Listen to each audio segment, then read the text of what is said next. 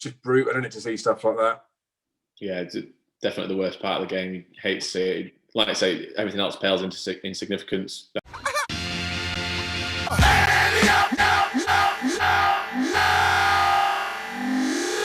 Hello and welcome to episode 11 of Ante Up. We're recording this probably around about the same time as we normally do, but a little bit later than we intended this week because I have been procrastinating left, right and centre. I know, who would have thought it? I would have kept warbling and whining about what I was going to do. But to make sure that this doesn't overspill into the episode, Matt is going to be taking the predominant role, which you'll all be pleased to hear.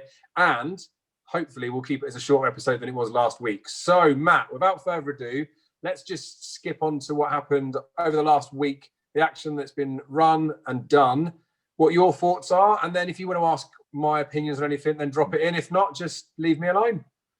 Okay, mate. I suppose we should start with Energumene, who I thought was really impressive. Beating Captain Guinness, putting him to bed really easily, didn't he? And I think he's going to be a live one now if he goes down the Arco route, which it looks like he will. Definitely be Shishkin's biggest challenger. The fact that we know he stays further probably is going to be a help as well. Captain Guinness was one I was never really sold on that he was quite as good as people thought he was, but still a really impressive performance from Energumene. I don't know what you thought, Dave.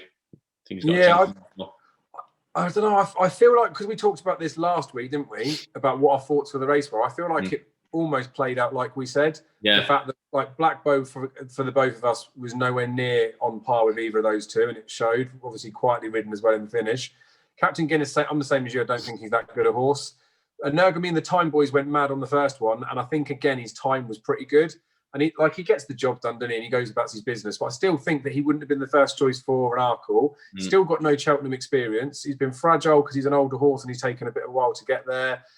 I don't know. I was more excited in the fact that unaccepted as an entry at the Dublin Racing Festival. Not saying that he's definitely going to run or he's alive and kicking, but I'd be from like a Shishkin worry perspective, I'd be more scared of unaccepted what he did than what Energumene's done so far, which sounds balmy because Energumene's gone out and done it twice and, you know, beaten some names of note. But yeah, I just feel like people are just picking Energumene because they want to take on Shishkin. But could be wrong. I liked the horse. I backed him for the bumper a couple of years ago, and you know that he's a horse that's going to have some ability. But I don't know. I just, like I said, I expected it to happen, and it didn't mean that I think he's going to win an Arkle. No. Okay. I'm just wondering, because I was the same as you, liked unaccepted at the start of the season, and now it makes me think, because Energumene wasn't on the radar for the Arkle, have I maybe overlooked him a little? But yeah, like you say, I think he's done what he needed to do, and we'll see how he gets on from there. Bob Ollinger was brilliant, I thought. Very happy to have him up in the Ballymore. Saw a few bits about his jumping, but I didn't think his jumping was bad at all, to be honest with you. Blue Lord was keen all the way around, which probably put pay to his chance. I wouldn't necessarily give up on him, but Bob Ollinger was really good, I thought. Shame to see Ashdale Bob fall so early, though, which might have sort of given you a bit of a line on the form, a bit stronger on the form. But yeah, really happy with Bob Ollinger. Can't say further than that what he's done. Hopefully straight to the Ballymore now. Yeah, and you were right to put him up at the time that you did, because he was probably still too big a price when you did put him up, given the fact that he was a horse a lot of people were mentioning to me in the summer. Like I said in last week's episode, wasn't yet convinced of him. He'd have to go and win it by a few lengths and fairly comfortably for me to start thinking he's a Ballymore horse. He definitely did enough last Wednesday to show that he is a proper horse, especially given the fact that I'm pretty confident that he wants nice ground. And even with his action and that sort of stuff, I'm not massive on horses' actions. Like, I look at it, but it's not something that really makes me judge whether I want to back a horse or not on certain ground because of it. But the way that his legs go and his breed and all that sort of stuff, he's proper going to enjoy nicer ground. So if he can do that on fairly dead ground, pretty impressive performance, to be honest. So well done, Matt. Thank you very much. Onto the weekend, horse you've put up, Dave. Next Destination was good again. Got the job done over 3 miles. Beat Fiddler on the Roof. Nice enough, but I'm still not convinced. I don't think they're convinced they're going to go to Cheltenham necessarily either, have they? They said mentioned Aintree straight afterwards, Harry Cobden, I think. But I don't know. Do you think it'd be, if they do go to Cheltenham, do you think RSA, National and Chase? I'd still, like I said at the start, I'd still prefer to see him go National Hunt Chase. It'll be interesting now because the day that we're filming this on this 19th, when the novice chase entries are going out. So we'll find out Thursday what's been entered up in the National Hunt Chase, RSA, all of that sort of stuff. So there'll be interesting entries in there. Harry Cobden was the one that mentioned the Aintree thing with him, didn't he? More about a flat track. I'm genuinely starting to maybe not worry, but we know Paul Nicholls, we know he can train winners at Cheltenham, but more recently he's not been getting that many winners there. I do semi-wonder whether they're thinking maybe let's look at Aintree more as the big season target this year and just go and mop up at Aintree. And it makes me wonder whether they're thinking with horses like Next Destination, the fact that he's a bit older, probably a bit fragile, do they really want to be running him a few weeks apart? And what's the point in going to Cheltenham sort of thing? Like if they want to have one big day with him, they probably want to get it right. So a bit annoying considering I put him up any race, but I'd fancy him in a National Hunt Chase still after what he did. I know Fiddler bled, but this horse wants further as far as I'm concerned. So to do that over 3 miles against some reasonable opposition, I think he's done enough to say that he could win a National Hunt Chase for me. But we'll just have to see what Nicholls' yard does. I'm definitely, the closer we get to the festival now, I'm getting more, I'd say concerned is probably the wrong way to word it, but I'm more thinking that Nicholls is looking at having a proper bumper Aintree than he is Cheltenham. And I think that'll be the same with his bumper horses as well. He does quite well in the Aintree bumper. I reckon there's going to be a number of his horses that he won't even run at Cheltenham because, like I say, maybe Aintree's the big target. But it wasn't all plain sailing for my selections last week, was it? More Hayed literally put it up last week, lost his life. And that was rubbish there, wasn't it? Because a few of them lost their lives, didn't they? And it just puts it into perspective, just punting full stop, especially when we're doing things like this, that it's irrelevant, isn't it? If you stick a bet up on anything, back on the day or whatever, and then something happens, it's just a bit of a sticker, isn't it? I think that's probably why I've been a bit deflated this week when looking at the Antepost betting. Not that I'm sulking over the fact that one's gone, but just brutal, isn't it, to see stuff like that? Yeah, it's definitely the worst part of the game. You hate to see it. Like I say, everything else pales into insignificance, bets wise, having a punt wise. It's when a horse loses its life, that's the worst of the worst. So yeah, you've got to go on with it. Absolutely. So I mean, don't want to keep it too morbid, but I feel like it needed to be mentioned, didn't it? Because rest in peace, all that sort of stuff. Marie's Rock didn't even get an entry in the Mayor's Hurdle, so another one of mine's just gone by the wayside. I'm starting to wonder if I know what I'm talking about, to be honest. And that's going to become even more evident when we look at my selection for this week. But anything else you wanted to cover off from last weekend? I feel like one of your horses ran, didn't it? Fantasio Delenn did ran, bled, I think. So it wasn't great for him either. I suppose it's sort of almost a positive that they've got an excuse, but as far as his well-being, you're not sure how bad that's going to be and whether he'll be get another run in or even go straight to Cheltenham, whether he'll be ready for that. So that one's not looking great, Dave, either at the minute. No, and I think with his bleed as well, obviously comments on that sort of stuff, correct me if I'm wrong with it, but I think his bleed was like quite a bad one because I think it was down throat, potentially into lungs, whereas some other ones can be burst of blood vessel, more comes forward than goes back. So, I mean, obviously it affected him in the race. How much it's going to affect him going forward, I wouldn't definitely know, but it's worrying like how significant it was for him, bless him. Anything else more positive to talk about from last weekend, or should we crack on with this weekend's action?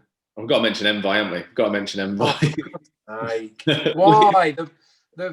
I'm one of those, and I feel like I started the bandwagon of saying that Asteria's with the value thing, giving the weight away. Then everyone thought about it as well. That's a price thing, isn't it? And that's where we talk about this so much. Like, I'm a big advocate for value, but just because something looks like it's a reasonable price doesn't mean that it's necessarily going to win, necessarily going to go to plan. The Barmy thing as well was obviously Townend, wasn't it? Just disappears off the horse from the fall the day before. Like, it couldn't have got worse. And then for him to sink at the first, it's just fair play to Envoy, when it just sidestepped, he didn't care. Yeah. I feel like I don't want to say any more about Envoy because I've said stuff in other videos and I'm just going to knock him again. So what did you think of it, Matthew? I was absolutely gutted we didn't see a proper race, mate, to be honest with you, was first and foremost. But Envoy's just a different level, isn't he? Nothing bothers him. The loose horses running about everywhere, just eyes on the job, never puts a foot wrong. Has a look at Phil's Dooderies coming at him after the last and just off he goes again. But yeah, what else can you say? It's all been said, hasn't it, already? Oh, yeah, maybe. I will say something because I can't butter my mouth, can I? I still think he wants further for sure. I also worry about horses that jump so well that, like, not that I don't think he'd be able to handle making a mistake, but like Champ in the Dipper had his fall before he went into Cheltenham. And I'm not saying every horse has got a fall at some point, but part of like the one question mark in and around Envoy at the moment is how would he handle fiddling over one, making a mistake. Now, like Footpad banked a fence at Cheltenham, didn't he? And still hacked up in an Arkle. So I think Envoy's that classy that it wouldn't make a difference. And the way that Phil's Dudery came to him and then he kicked on was impressive. But from a rating perspective, he should have still been doing that to Phil's Dudery, getting the £11 or giving the £11. I don't know. Again, having us steering full so early is just annoying because it doesn't answer the question, does it? But and it's frustrating for me more than anything because I still don't know whether I'm right to still keep digging at him a tiny bit because nothing's doing anything. But then he's had nothing capable of doing anything to him, if you see what I mean. Like if a steering had stayed up, it would have answered the question, wouldn't it? Regardless of if steering had gone sideways, jumped right or whatever. If Envoy had given him a trouncing, then job done, isn't it? But if I don't, when it comes to Cheltenham, I don't know how much harder it's going to get. I'm very excited to see Shamblu at least going up against him. Not saying that he's going to be one to beat Envoy, but at least I know for a fact there's one horse in that race that's going to be a significant yardstick, I think. Yeah, no, you would have liked to see Asterion give him the test there and then and things become a bit clearer, but I can't knock him, Dave, mate. Anyway, we'll move on to this weekend's action because, again, I talked about it last week. Like it starts to ramp up. There's more exciting things. There's big races that are going on, but it's not like completely ram-packed. There's too much going on for us to understand. So only really a couple of races that I'm interested in over the weekend. Haydock's not going to go ahead as far as I'm concerned, so I don't think there's any point talking about any of it. We'll just leave it until Bouverdare goes to the Contenders Hurdle at Sandown. Could be wrong in that, but hey-ho, my show, I'll do what I want. There's one race in Ireland that I'm interested in at the weekend. I think it's supposed to be the Kinloch Bray, what it's normally called, but I think it's called the something hotels chasing thing now. Willie Mullins has got a few that are running in there, like Allaho's entered up, Easy Game's interesting. So it'll be nice to see the performance of that. There's been some really good winners of that race in the past. Don Cossack's won it twice, I believe. I think 2A Permi might have even won it before. That's back in here again. But I think it looks a nice enough race, and I'll just be interested to see what how the winner comes out of that race. Statler's got an entry as well, so that'll be interesting from the fact that I've put something up.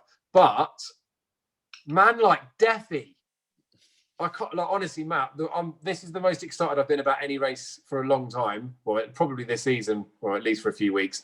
The Clarence House looks like stunning, doesn't it? And the fact that Waiting Patiently has been supplemented in there as well, I'm buzzing to see the race, basically. The way that I see it is Politolog wants a bit further, I think. And I know he's won a champion chase, he's won a Tingle Creek, and Deffy can probably handle a bit further. Waiting Patiently can probably handle a little bit further. But I just think his Ascot form, 2 mile 5. Deffy's done it in 2 miles. Waiting Patiently again, 2 mile 5 was his best performance at Ascot. I think Deffy's. I fancy Deffy on Saturday. I think you're guessing what I'm saying, and I've obviously put him up already for the champion chase. So fingers crossed. Got to stay optimistic because next week's show I'll be talking about another dead bet probably when Deffy's pulled up, retired. But I'm just buzzing to see it as a spectacle because it'll answer like those three going in against each other with everything that's happening with Altior. We know Altior could still be good, but these are the three best potentially champion chase horses we've got. So to see them go up against each other, we're going to get some depth in the result and hopefully something goes and hacks up. And the fact that Harry Cobden's on Politolog as well obviously shows that Nube Negra Skelton's going to ride him at Cheltenham.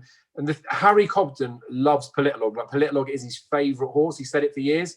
So I think the fact that he didn't sit on him for Cheltenham made him feel sick anyway because he gave up a champion chase winner and he didn't sit on Politolog. So then obviously the fact that he's lost him since and now it's been a Tingle Creek and like I'm just glad that he's back on board. I know people will say that Harry Skelton's the one that's got the improvement out of him, but I would probably disagree. But I guess we'll find out on Saturday. And if Harry Cobden is a negative on that front, then up the Deffy, I guess. Sorry, I've waffled. I'm stopping. Zip. No, it's fine, mate. It's fine because I sort of agree with you, mate. To be honest with you, I've never taken to Politolog. I think he's too short now for the champion chase. Waiting Patiently seems to give himself too much to do whichever trip he's running over, as much as he's a nice horse and never quite seems to get there, whichever trip it is.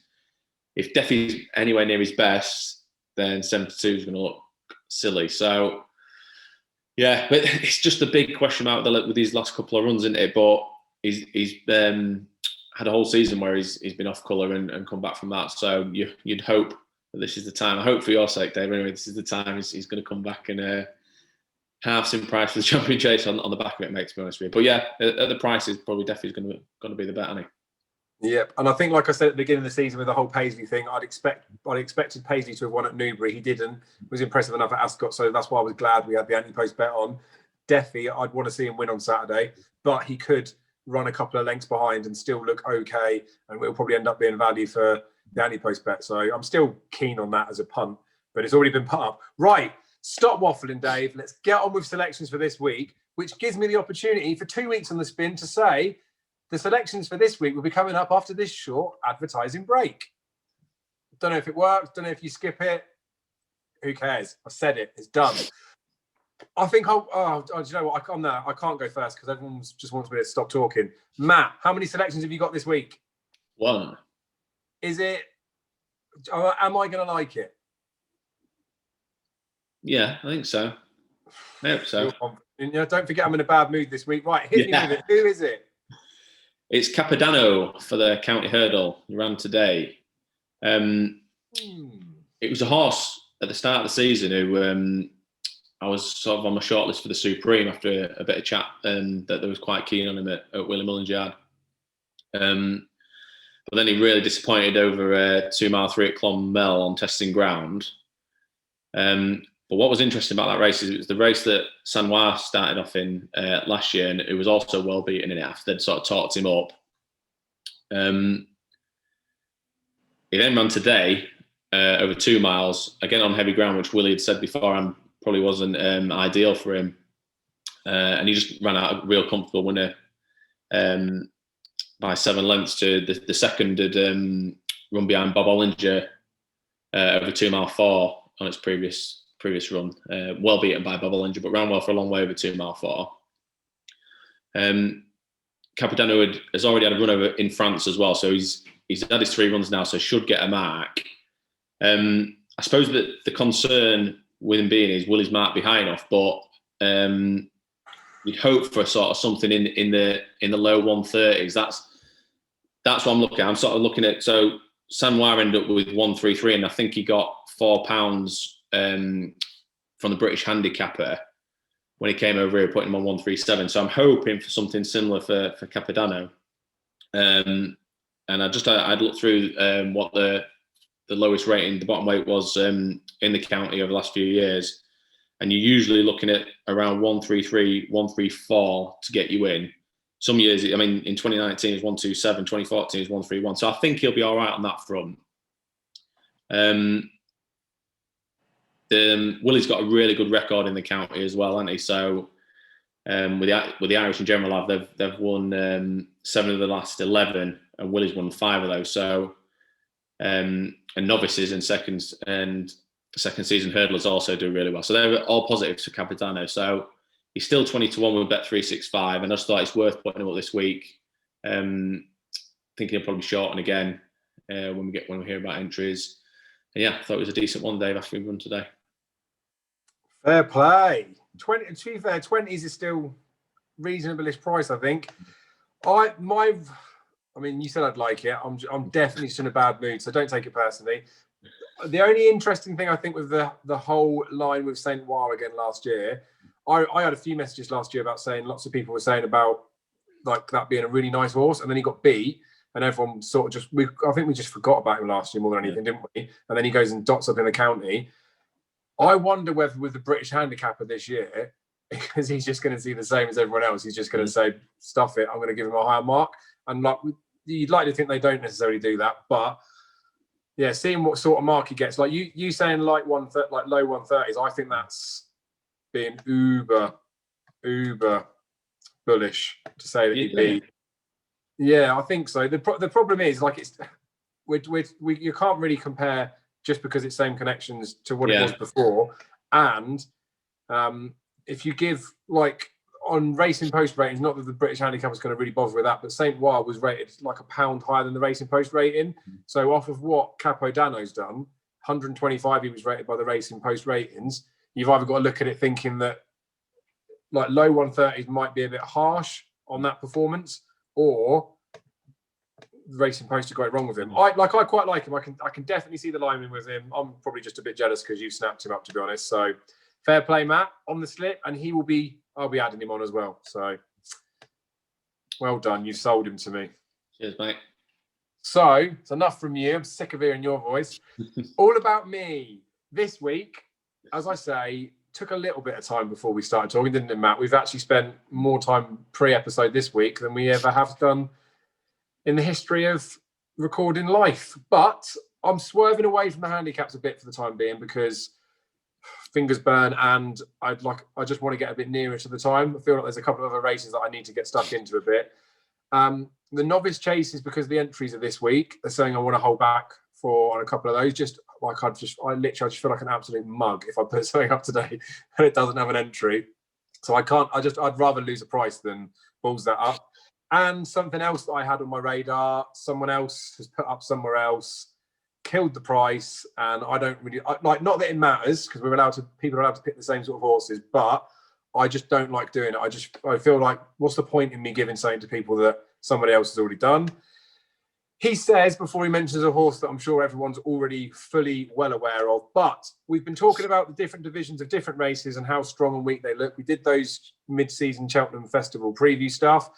I still don't really appreciate it as a 2-miler. So that's giving you a hint to which race I'm looking at the moment. Then I've been looking down the horses and there's just nothing I can really get excited about. Maybe the one that you put up, Ballyadam, probably could be the answer at the prices that he is now, but I'm still worried a little bit about his jumping, and I've never really been sold on him. So, waiting a little bit for something to come out. Nicky Henderson done me a little favour, isn't he? £450,000 purchase.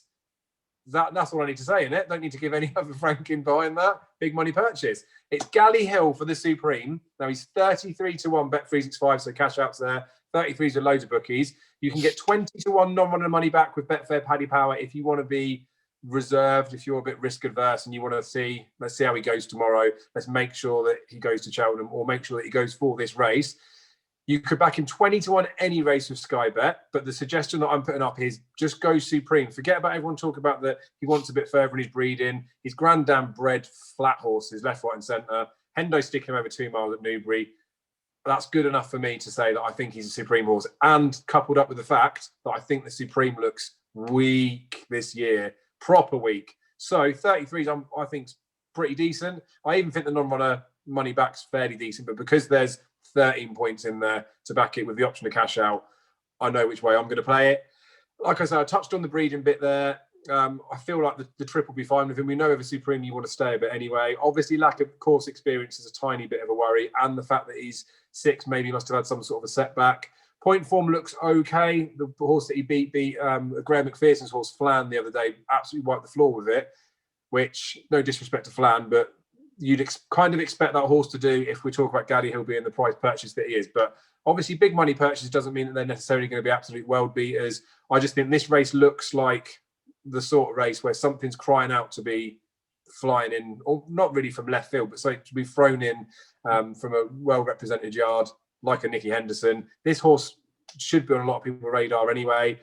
Obviously, it's going to run tomorrow or today when anyone's watching this, so hopefully people watch it before that happens, or depends how his result goes. Maybe you've done yourself a favour if you're watching this Wednesday night.